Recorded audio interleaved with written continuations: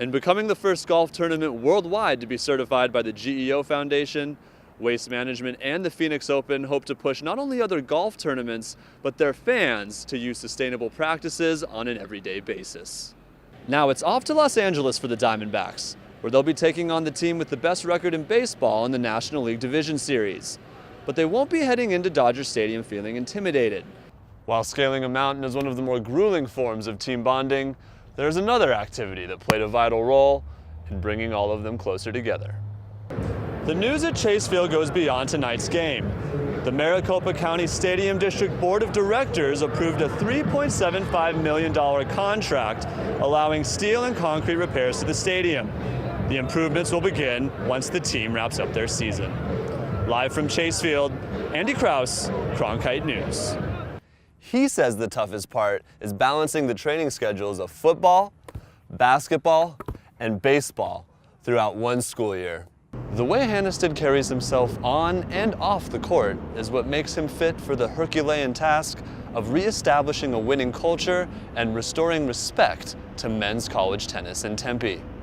Pflugrad's second chance at rebuilding his coaching career came at Phoenix College when he was hired as the team's offensive coordinator in 2015, before becoming the head coach prior to the start of this season. The team practices right here, on a field sprinkled with hazardous divots and a goalpost constructed of PVC pipe.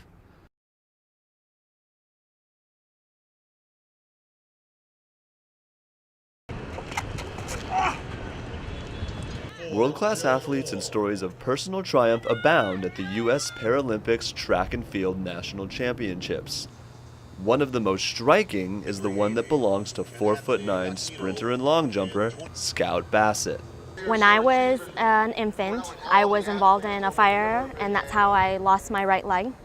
This took place in Nanjing, China, and shortly after that I was left on the street and later found, and grew up in an orphanage for 7 years. Bassett didn't even take her first steps until she was 6 years old, when she received a makeshift prosthesis constructed primarily of leather belt straps and masking tape. She was adopted by an American couple from Michigan a year later and ran for the first time when she was 14. It was one of the hardest days of my life because up to that point, I was a very shy, reclusive, timid young girl, and I was really ashamed to be an amputee. And so I always wore pants and hid my prosthetic. So to get over that barrier was such a huge moment for me, and I realized that when I was out there running, I didn't feel disabled. I didn't feel like an amputee. An even bigger revelation came during her sophomore year at UCLA when she discovered the Paralympics. I said, that's what I want to do. I want to be the best, I want to compete with the very best, and I want to show the world what I'm made of. She has broken the American record multiple times, the world record. I mean, we've gone to Rio, and the Olympics. And her influence extends far beyond the track. Bassett has been a spokeswoman for the Challenged Athletes Foundation for almost 10 years and works with younger disabled athletes to help them realize their full potential. We're going to remember her days on the track, but we're going to really remember what she did as a humanitarian and what she does in life, beyond the track world. Bassett will compete in the Paralympic World Championships in London next month after taking home the gold medal in the 100-meter dash at the U.S. Nationals. She hopes to continue her quest for her first Olympic medal at the 2020 Games in Tokyo. For Cronkite News, Andy Krauss in Los Angeles.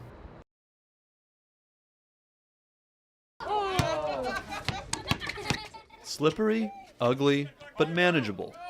Those were some of the words kids use to describe an outdoor basketball court they play on every day in downtown Phoenix. But this is what they think of it now. This is much prettier! Valley kids have been playing on courts like these for decades, but a lot of them are in need of a makeover.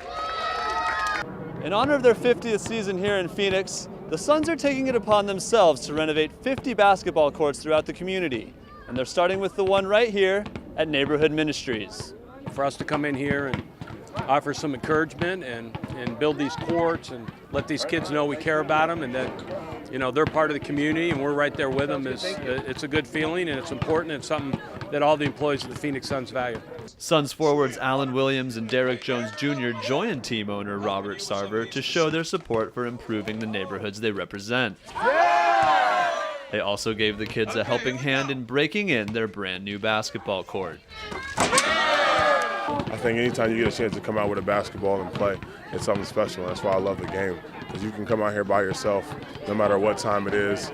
As long as you have a light source and a hoop and a ball, you can go out and have a great time. So I think something like this is really important. The organization feels a responsibility to give back to the community, as Sarver understands that its fortunes are intertwined with the people that support the team. And your future is our future.